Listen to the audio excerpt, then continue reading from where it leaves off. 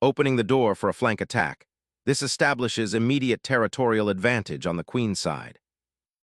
Opening the diagonal for the queen and bishop, preparing to develop the king side, and aiming for solid central control. Developing the knight to a natural square initiates central influence and prepares for castling, offering flexibility in the ensuing pawn structure.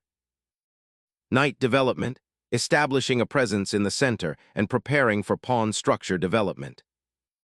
Developing the knight towards the center bolsters the pawn chain and prepares kingside castling, subtly contesting central influence.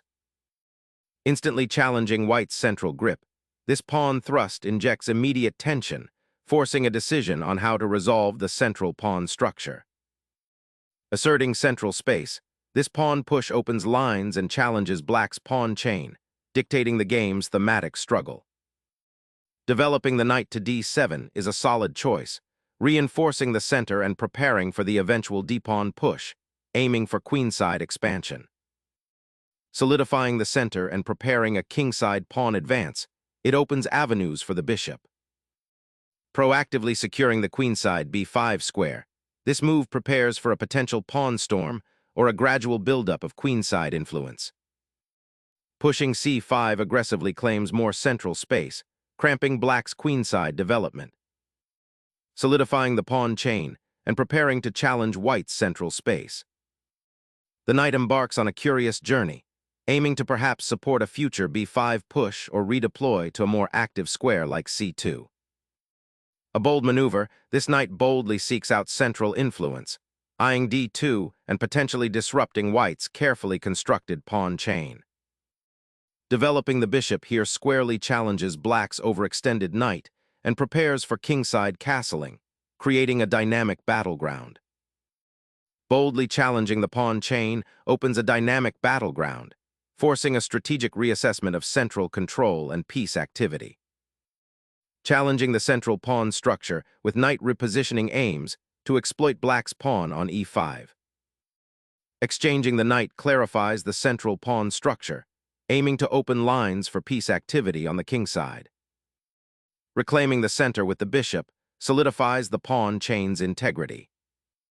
Probing the queen side, black boldly advances, creating a passed pawn and disrupting white's pawn structure.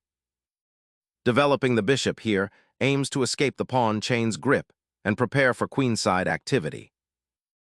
Developing the bishop to its most active square now, preparing for kingside castling while eyeing potential breaks. Securing the king now prepares for a central pawn push, aiming to break black's blockade and open lines for development. Castling now shores up the king's safety, a necessary precaution as central pawns are locked, creating a strategic bottleneck.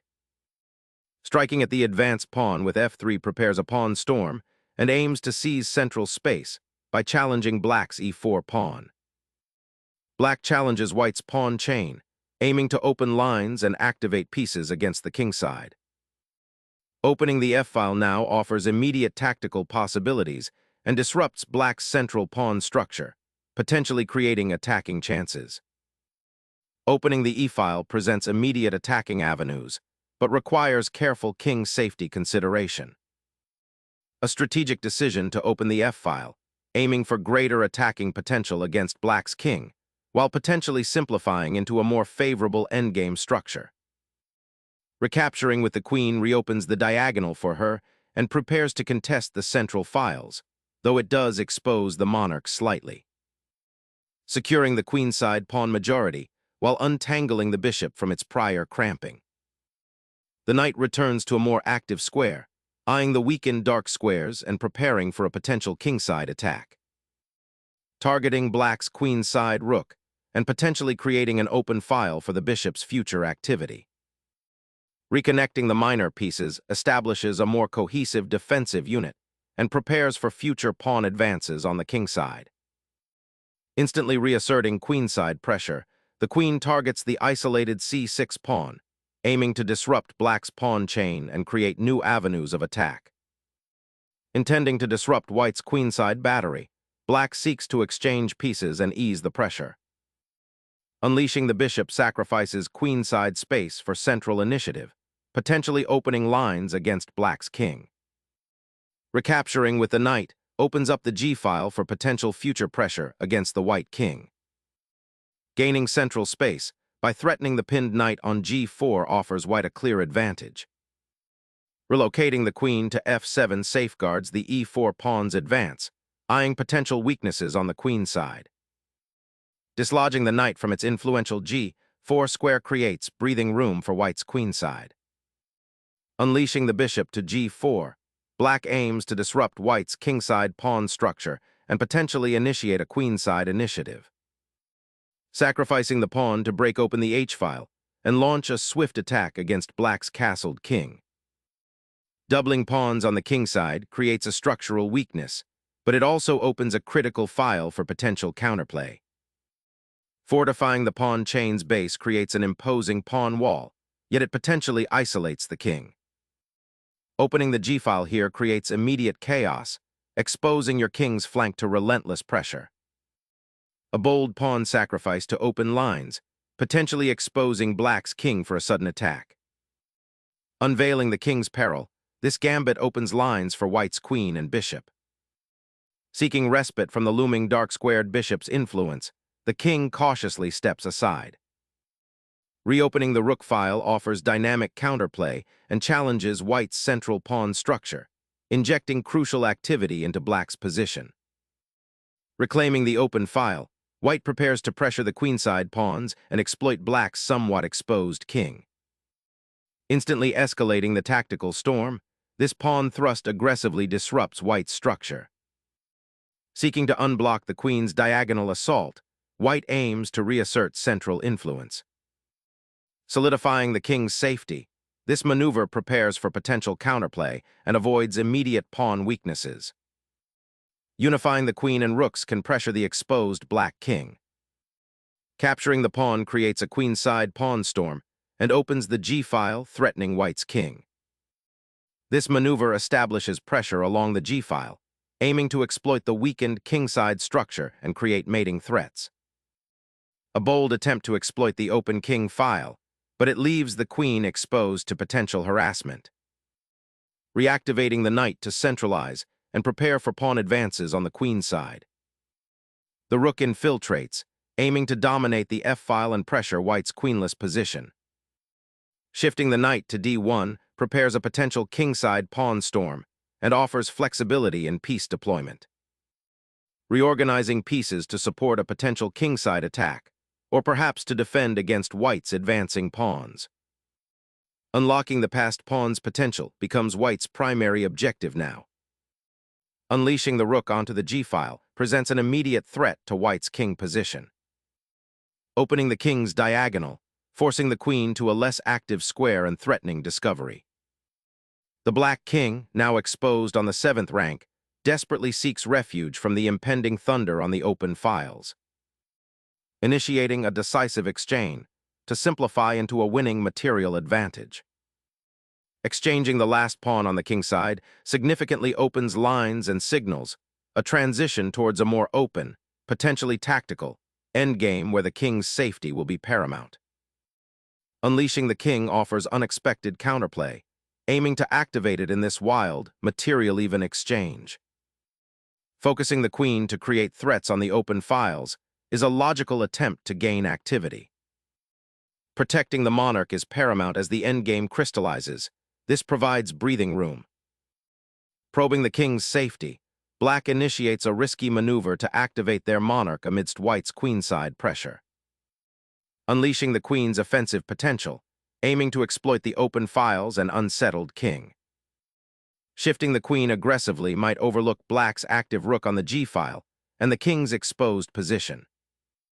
Sacrificing the queen forces an endgame, where the exposed black king becomes a primary target. The king's exposed position now becomes a significant liability in this simplified material. Unleashing a discovered attack aims to exploit the exposed black monarch, potentially forcing material gain or a decisive advantage. Relocating the king to the corner may seem counterintuitive, but it aims to secure a safer haven from the opposing rook. Pawn breaks to gain initiative. This unlocks the queenside for queenside play. A dangerous king dance, aiming for open lines but risking immediate counterpunch. Pushing your king forward aggressively might overextend your reach in this simplified landscape. Stepping the king forward like this often creates immediate dangers on open diagonals. Initiating knight maneuvering to target potential pawn weaknesses and control key squares. Asserting control of the central squares becomes paramount now, eyeing further consolidation. A dynamic pawn thrust to grab crucial queenside space and prepare for potential breakthroughs. Slightly passive, allowing white more central space as the kings navigate this open terrain. Repositioning the knight to control central squares and prepare for further pawn advances on the queen side. Preparing to contest the key central files, the knight repositions for an active role in the endgame battle ahead. Propelling a pawn forward creates an immediate outpost for its knight, aiming to disrupt black's pawn structure and open avenues. Opening the queen side to activate your rook and potentially create an outpost for your king seems like a dynamic approach. Capturing on b5 finalizes the pawn liberation, unlocking the queen side and creating immediate pressure on the now exposed king side.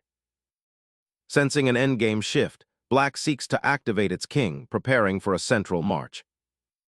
Unleashing the passed pawn's power to conquer the queen side and restrict black's king. Initiating a desperate pawn race to potentially create a passed threat on the queen side. Pivoting the knight to h5 aims to infiltrate the king side, potentially creating new attacking pathways. Consolidating the queen's pawn becomes a priority, preparing to activate the knight into the center. This knight's repositioning aims to disrupt black's pawn structure and open a path for its own advance. Bolstering your pawn chain with this advance might seem prudent, but it creates a critical weakness on the king's side. Activating the knight to attack the pawn and disrupt black's kingside pawns creates a strong initiative. Pushing the pawn to the 6th rank disrupts white's knight outpost and creates new attacking avenues. Repositioning the knight to a more active square, aiming to control critical diagonals and support the pawn advance. Repositioning the king offers more maneuverability and potential central influence in this drawn-out endgame. Pushing the king forward now aims to exploit black's weakened queenside pawn structure for an endgame advantage. This king desperately seeks refuge, but the knight's dominance on the open board is suffocating. A decisive pawn grab, simplifying into a winning endgame by eliminating black's last pawn asset. The black king, stripped of its pawn escort, is now precariously exposed to the advancing white knight. Bringing the king closer to the action in this endgame, aiming to support the knight's advance and control central squares. The king ventures out, aiming to support the pawns and create dynamic play in the simplified position. Reactivating the king's offensive potential is key as the board simplifies. Shifting the king towards the queenside aims to rally forces and contest the open files ahead. This knight maneuver aims to create new attacking possibilities while solidifying control over key squares. This piece repositioning aims to activate the knight and prepare for potential pawn breaks or maneuvers deeper into white's territory. Shifting the knight to a more active square sets the stage for potential breakthroughs and pawn advances. Shifting the king again opens up the diagonal for the knight to reposition for a potentially decisive swing.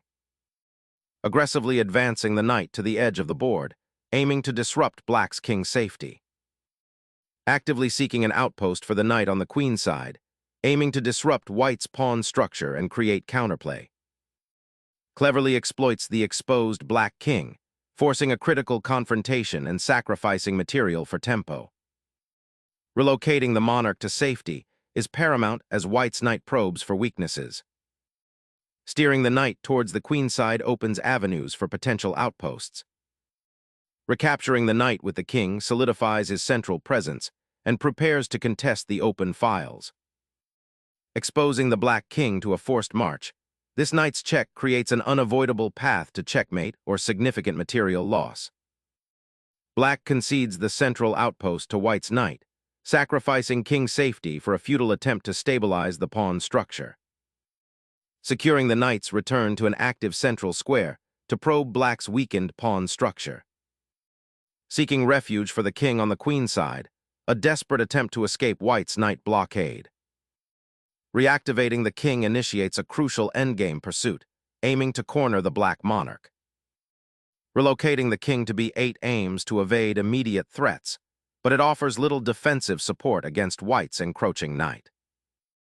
The king boldly steps forward, eyeing the pawn majority and aiming to disrupt black's queenside structure. The black king scrambles to find refuge, as white's knight forces it back into a corner of the board. Clearing the path for the king to become an active attacker in this simplified, yet still tense endgame. Securing the king's escape square is paramount given the bishop's active placement. The king's trek towards the queenside opens up possibilities, but watch out for the white knight's pincer. Preparing to blockade the white king's advancement with the knight, aiming to disrupt its coordination. Reinforcing the knight's stronghold on g3 solidifies control over the central squares. Black's king needs to find a safe haven from the pursuing knight. This retreat aims to regroup behind the pawns. Pivoting the knight to the kingside aims to create more dynamic mating threats, especially if black's king remains exposed. Pushing the king to the edge invites a swift knight maneuver, sealing the deal. The king's central occupation now secures a crucial outpost against the knight's advances.